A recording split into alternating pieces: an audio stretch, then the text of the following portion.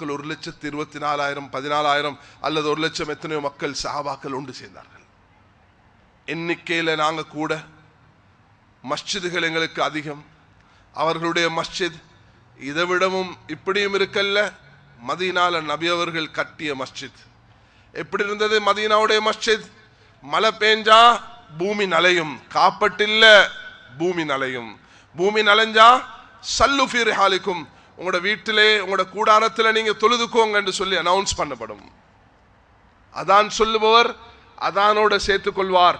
உங்களோட வீட்டிலே தொழுங்க, மஸ்ஜிதுக்கு வராதிங்க, மஸ்ஜிதுக்கு வந்தா சவதியாக இருக்குது. கானத்தில் கிலாபு துக்பில் வ துத்பிர், நாய் பள்ளிக்குள்ள வந்துட்டு போகும், கதல் ஜன்னல் இல்ல. ஆனால் கனெக்ஷன், தொடர்பு அல்லாஹோட மிச்சம் பலமாக இருந்துச்சு. எங்களுக்கு எண்ணிக்கை அதிகம், பணம் அதிகம், பெட்ரோல் அதிகம், செல்வம் அதிகம், ஆள்பலம் அதிகம், 150 கோடி. ஆனா இருக்க வேண்டியது எதெல்லாம் உள்ளுக்கு இருக்கணுமோ அந்த பார்ட்ஸ் எல்லாம் வீக்கா இருக்குது, இல்ல பார்ட்ஸே இல்ல, களவாண்டப்பட்டிருக்குது. அந்த பார்ட்ஸ் எல்லாம் இல்லாதனால இந்த வாகனம் ஓடுதில்லை. எவ்வளவு பெரிய பிளைட்டாக இருக்கலாம், ஆனா ஒரு அந்த நட் லூஸாக இருந்தா, அந்த நட் இன்னும் கலண்ட் இருந்தா அது ஓடுறதே நின்றும். எவ்வளவு பெரிய பிளைட்டாக இருக்கலாம், ஒரு சின்ன ஓட்டை இருக்குது, அதுல இருந்து காத்து வருதுன்னா உள்ளவன் எல்லாம் பேசஞ்சர்ஸ் எல்லாம் தூக்கி வீச்சு இல்லையா. சமீபத்தில் ஒரு ஆப்பிரிக்கன் கண்ட்ரீஸ்ல பிளைட் பறந்து கொண்டிருக்கும் பொழுது அந்த பிளைட்டுடைய பின்னுக்கு டோ அப்படி துறப்பட்டு உள்ள 150 பேசஞ்சர் தூக்கி வெளியே போட்டுருச்சு. கொஞ்சம் அந்த ஓட்டை ஒன்று வந்தா நபி அவங்க கப்பலை ஒப்பிட்டு காட்டினாங்க, தண்ணி உள்ளுக்கு வந்தா இப்படி கப்பல் மூழ்கும் என்பது. அது போலதான் மேலான சகோதரர்களே, எங்கேயோ கோளாறு இருக்குது. நாங்க எல்லாரும் பேசுகிறோம் உம்மத் உண்டாக இருக்கணும், ஒற்றுமையாக இருக்கணும், ஒற்றுமையாக ஒரு சமூகமாக நாங்க இருக்கணும். நான் என்னுடைய இந்த குறுகிய அனுபவத்தில் 3 விஷயத்தை காண்கிறேன். இந்த 3 விஷயத்தை செய்யாத வரைக்கும் நாம் ஒரு போதும் ஒரு ஒற்றுமையான சமுதாயமாக இருக்க முடியாது. வெறுமனே பேச்சளவில் இருப்போம், அல்லாஹ்வுடைய உதவி எங்களுக்கு ஒரு நாள் வராது. முதலாவது நான் சொன்ன இந்த பேசிக் அடிப்படையானது விசுவாசம். நாம் ரெண்டு போராட்டத்துக்கு மத்தியில் இருக்கிறோம். ஒன்று, உலகத்தில் உள்ளதெல்லாம், உலகம், ஆட்சி, பதவி, அந்தஸ்து, ஆயுதம், இதில் உள்ளவங்க எல்லாம் என்னுடைய சக்தி, என்னுடைய பணம், என்னுடைய ஆட்சி, என்னுடைய ஆயுதம். இந்த போராட்டத்தில் தான் ஒரு கூட்டம் வாதாடி கொண்டிருக்கிறாங்க. நாங்களோ இல்லை, அதல்ல, ஆட்சி அல்ல, பணம் அல்ல, பதவி அல்ல, அல்லாஹ்வுடைய வாக்கு, நபியுடைய வாக்கு, அல்லாஹ்வுடைய கட்டளை, இதுதான் என்ற போராட்டத்தில் இருக்கிறோம். இது ரெண்டுக்கும் இடையில் உள்ள போராட்டம். இப்ப நாங்க உலகத்துக்கு கொண்ட அறிமுகப்படுத்த வேண்டியவர்கள். எங்கட கையில தான் அல்லாஹ் எல்லாம் தந்திருக்கிறான். 150 கோடி வாழக்கூடியவர்கள் 450 கோடியை கொண்டு வந்து சேர்க்கிறது சிரமமான காரியம் அல்ல. நாங்க நாடினால், நாங்க மனசு வைத்தால், நாங்க மன்றாடினால் அல்லாஹ்வுக்கு முடியும். அல்லாஹ் சாதிச்சு காட்டுவான். அல்லாஹ் ரப்புல் இஸ்ஸத் எங்களுடைய அந்த நம்பிக்கையோட நாம் என்ன செய்ய வேண்டும் என்றதை அல்லாஹ் பார்க்கிறான். உலகத்தில் பெரிய பெரிய கான்ஃபரன்ஸ், பெரிய பெரிய ஏடுபார்கள், எதுக்கு? யூனிட்டி, ஒற்றுமை என்றதை பேசுறதுக்கு, ஒற்றுமையை கொண்டு வர்றதுக்கு பலவிதமான கான்ஃபரன்ஸ்கள். இப்ப டயலாக் பிட்வீன் அதர் ரிலிஜன்ஸ், மற்ற மார்க்கங்களுடன் எப்படி நாங்கள் டயலாகல் ஹிவார் எப்படி செய்ய வேண்டும் என்ற தலைப்பில் உலகம் எல்லாம் பேசப்படுகிறது. எப்படி நாங்கள் ஒற்றுமையாக இருக்கணும் என்பது முக்கியமான விஷயம். ஒற்றுமை ஆக முக்கியம். இந்த 3 விஷயத்தை பதிய வைங்க. ஒன்னாவது, நாம் மற்றவர்களை மதிக்கக்கூடியவர்களாக மாற வேண்டும். இரண்டாவது, மனிதர்களுடைய அந்தஸ்தை தெரிய வேண்டும். மூன்றாவது, ஃபிக்ஹ் சார் கருத்து வேற்றுமைகளில் விட்டு கொடுக்கும் மனப்பான்மை வர வேண்டும். இந்த 3ம் வராத பட்சத்தில் ஒற்றுமை நாவலில் இருக்கும், ஒற்றுமை பேப்பர்ல இருக்கும், ஒற்றுமை சீடியில் இருக்கும், ஒற்றுமை வீடியோல இருக்கும், வேற ஒன்றிலையும் இருக்காது. ஒருவருக்கொருவர் மதிக்கணும். ஒருவருக்கொருவர் மதிக்கிறதுன்னு சொன்னா சிறியவர் பெரியவருக்கு, பெரியவர்கள் சிறியவருக்கு, இது ரெண்டும் வராத வரைக்கும் ஒரு நாளும் சமூகம் ஒன்று கட்டி எழுப்பப்பட முடியாது. ஒரு சமூகம், ஒரு உம்மத் உருவாகுவதற்கு மதிக்கும் பண்புள்ளவர்களாக மாற வேண்டும். ரசூல் ஸல்லல்லாஹு அலைஹி வஸல்லம் அவர்கள் யாராக இருந்தாலும் அவரை மதிச்சு அவருக்குரிய இடத்தை நபி அவர்கள் கொடுத்திருக்கிறார்கள். ஜரீர் இப்னு அப்துல்லா பஜலி யூசுப் ஹாதில் உம்மா, இந்த உம்மத்துடைய யூசுப் என்று வர்ணிக்கப்படுகிறார். மிக அழகான சாவி. அவரை பார்த்தாலே ஒரு பியூட்டி ஆஃப் தி வேர்ல்ட் என்ற உலகத்துடைய ஒரு அழகனாக அவர்கள் கரிக்கப்படுகிறார்கள். அல்லாஹ் அப்படி அழகு அவர்களுக்கு கொடுத்ததுதான். ஒரு சபையில் நபி அவங்க உட்கார்ந்து இருக்கிறாங்க. ஜரீர் இப்னு அப்துல்லா பஜலி வருகிறார்.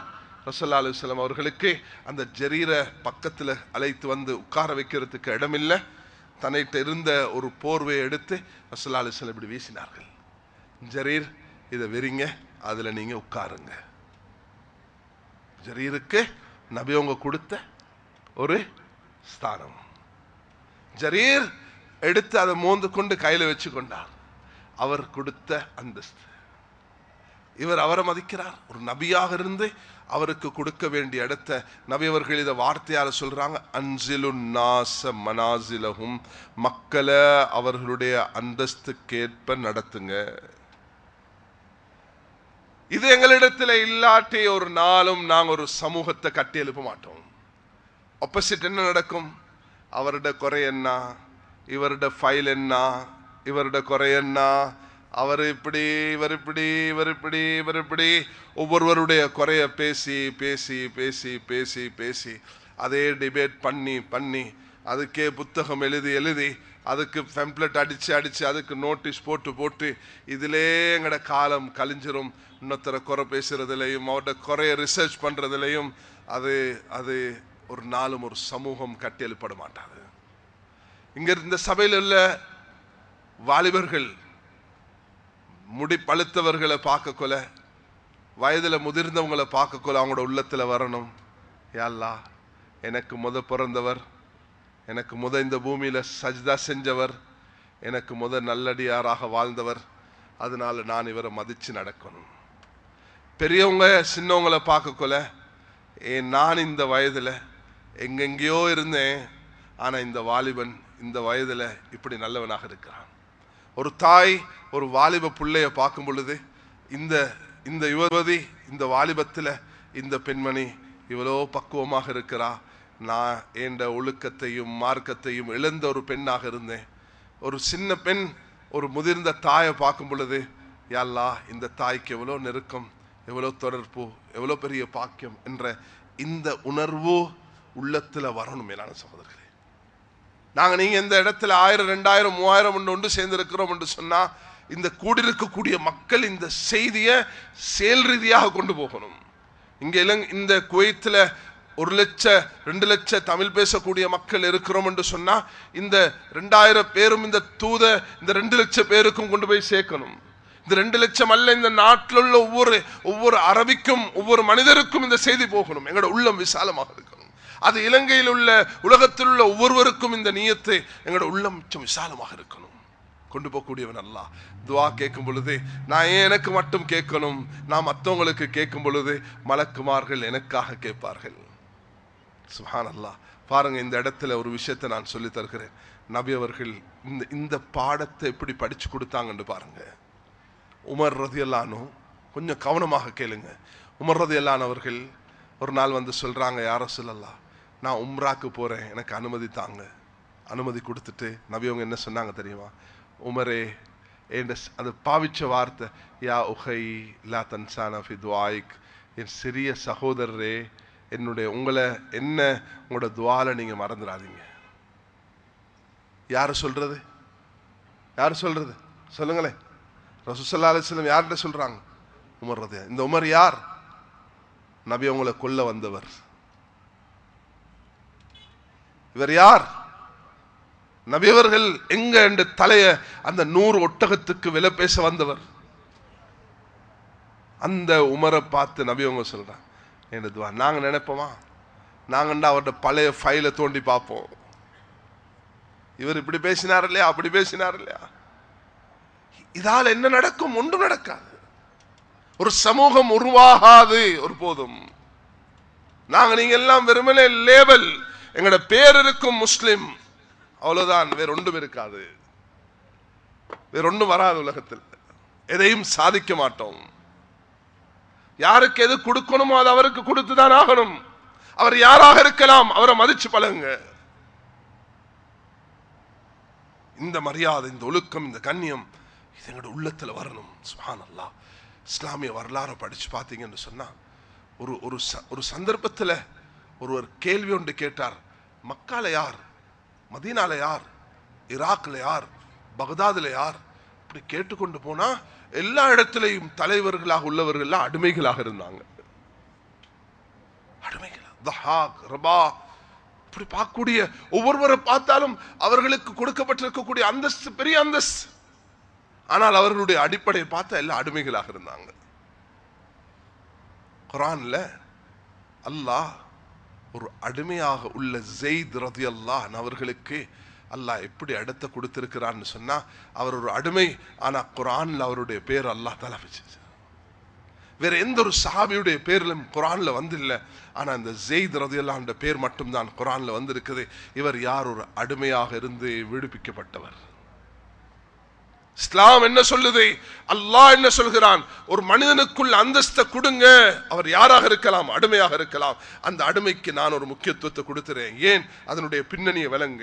ஏன் அல்லாஹ் இப்படி கொடுத்தான், அல்லாஹு தாலா ஏன் கொடுத்தான் என்று சொன்னா, இவர் ஸெய்த் என்று அழைக்கும் பொழுது, நாங்க இப்ப இமாம் புகாரியை பத்தி சொல்லும் பொழுது பேரை சொன்னேன் அல்லவா, முஹம்மத், அது பிறகு இஸ்மாயில், முஹம்மத் பின் இஸ்மாயில் பின் இப்ராஹிம் என்று சொன்னமே, அதே போல இவருக்கு பேர் சொல்லும் பொழுது ஸெய்த் பின் முஹம்மத், முஹம்மதுடைய மகன் ஸெய்த் என்று சொன்னார் ஸல்லல்லாஹு அலைஹி வஸல்லம். நபிக்கு பிறந்தவர் அல்ல. இது அரபுலகத்தில் உள்ள பழக்கம். பிள்ளைகள் எடுத்து தத்தளிப்பது, அவர்களை வளர்ப்பது, அதோட பேரை மாத்துறது. எங்கள்கிட்ட அந்த பழக்கம் இருக்குது. நாங்களும் ஒரு புள்ளை இல்லாத தாய் என்ன செய்யறதுண்டா, புள்ளை இல்லைன்றது அது உங்களுக்கு ஒரு கவலை தான். ஆனா நீங்க என்ன செய்யணும், அந்த நேரத்துல புள்ள கிடைக்கிறதுக்கு அல்லாஹ்கிட்ட துவா செய்யணும். சில நேரம் அல்லாஹ் சொனங்கி தருவான். 80 வருஷத்துல தானே இப்ராஹிம் அலைஹிஸ்ஸலாத்துக்கு குழந்தையை கொடுத்தான். என்ற ஒரு நண்பர் இருக்கிறார் பாகிஸ்தான்ல, டாக்டர் நௌஷாத் என்று. அவருக்கு 13-14 வருஷத்துக்கு பிறகு புள்ள கிடைச்சு. எத்தனை பேர் இந்த சபையில் இருப்பீங்க, பல வருஷத்துக்கு பிறகு புள்ள கிடைக்கும். சரி, புள்ளதான் கிடைக்கல என்று சொன்னா உங்களுக்கு புள்ள இல்லையா? ஆயிஷா ரலியல்லாஹு அன்ஹாவை பாருங்க, புள்ள இல்லை, ஆனா எத்தனையோ புள்ளையுடைய திருமணத்தை அவங்க செஞ்சு வச்சாங்க. உம்மஹாத்துல் முஃமினீன், மூமின்களுடைய தாயாக அவர்கள் வர்ணிக்கப்பட்டார்கள். புள்ள இல்லையா, புள்ள எடுங்க, வளங்க, ஆனா உங்களோட பேர் அதுக்கு போடாதீங்க. உங்களோட பேர் எப்படி வர முடியும் அந்த புள்ளைக்கு? வேற யாரோ பெத்த புள்ளைய நீங்க எப்படி உங்களோட புள்ளை ஆக்க முடியும்? நீங்க வளர்க்கிற தாயாக முடியுமே தவிர நீங்க பெற்றெடுத்த தாயாக மாற முடியாது. வாப்பாட பேர் சொல்லி, பெற்றோர் பேர் சொல்லி அலைங்க, அதுதான் நீதமானது என்று குர்ஆன் சொல்கிறது. அந்த ஜாஹிலியத்துடைய பழக்கத்துல ஸெய்த் முஹம்மதுடைய மகன் என்று அழைப்பு ஆரம்பிச்சுட்டாங்க. அல்லாஹ் இந்த சட்டத்தை கொண்டான். அல்லாஹ் சொன்னான், அபூபக்கர் உடைய மகன் அப்துல் ரஹ்மான், அபூபக்கருடைய மகள் அஸ்மா ஆயிஷா, அபூபக்கருடைய மகன் அப்துல் ரஹ்மான் அப்துல்லா, அப்துல்லா பின் அபிபக்கர், அப்துல் ரஹ்மான் பின் அபிபக்கர், அஸ்மா பின்த் அபிபக்கர், ஆயிஷா பின்த் அபூபக்கர். இது யாராலும் மாத்த இயலாது. இக்ரிமத்து பின்த் அபி ஜஹல், இக்ரிமத்து பின் அபி ஜஹல், அபூ ஜஹலுடைய மகன் இக்ரிமா, யாராலும் மாத்த இயலாது. இக்ரிமா சஹாபி, அபூ ஜஹல் காஃபிர். இது யாராலும் மாற்ற முடியாது. ஸெய்த் ஹாரிசாவுக்கு பிறந்தவர், முஹம்மதுக்கு பிறந்தவர் அல்ல. இந்த வாசகத்தை சொல்லக்கொல ஸெய்துக்கு எப்படி இருக்கும்? இவ்வளவு நாளாக எனக்கு ஒரு பாக்கியம் கிடைச்சிச்சு, இறுதி நபியுடைய பிள்ளையாக சொல்லப்பட்டேன், இப்ப அதை அந்த ரெக்கார்டு அப்படியே எடுக்கப்படுது, என்ற பேர் முஹம்மதிலிருந்து நீக்கப்படுதே என்று துடிக்க கொல அல்லாஹ் சொன்னான், கவலைப்படாத, ஃபலம்மா கதா ஸெய்தும் மின்னா வத்ரன் ஸவஜ்னாகஹா, உங்களுக்கு நான் குர்ஆன்ல உங்க பேருக்கு இடம் கொடுக்கிறேன் அல்லாஹ் சொன்னான். கண்ணியமான சகோதரர்களே, நீங்க முதலாவது, இது விவரிக்கிறதுக்குள்ள நேரம் அல்ல, இந்த அடிப்படையை விளங்குங்க. முதலாவது நீங்க விளங்கணும், நீங்க ஒவ்வொருவரையும் மதிச்சு பழக வேண்டியவர்களாக மாறணும். ஒவ்வொரு மதிக்கிறதுக்கு இரண்டாவது நான் சொன்னது மெரிட்ஸ். நான் உங்களோட சிறப்பை பார்க்கணும், நீங்க என்ற சிறப்பை பார்க்கணும். ஆனா நான் என்ற குறைய பார்க்கணும், நீங்க உங்களோட குறைய பார்க்கணும். நான் உங்களுடைய குறைய பார்த்து நீங்க எங்களோட குறைய பார்த்தா ஒரு நாளும் விஷயம் நடக்காது. ஒவ்வொருவரும் தன்னுடைய குறைய பார்க்கணும், மற்றவர்களுடைய நலவை பார்க்கணும். மெரிட்ஸ். இதுதான் ஃபதாயில், மனாகிப். ஹதீஸுடைய கிரந்தங்கள்ல ஒரு தலைப்பு இருக்கிறது, மனாகிப்.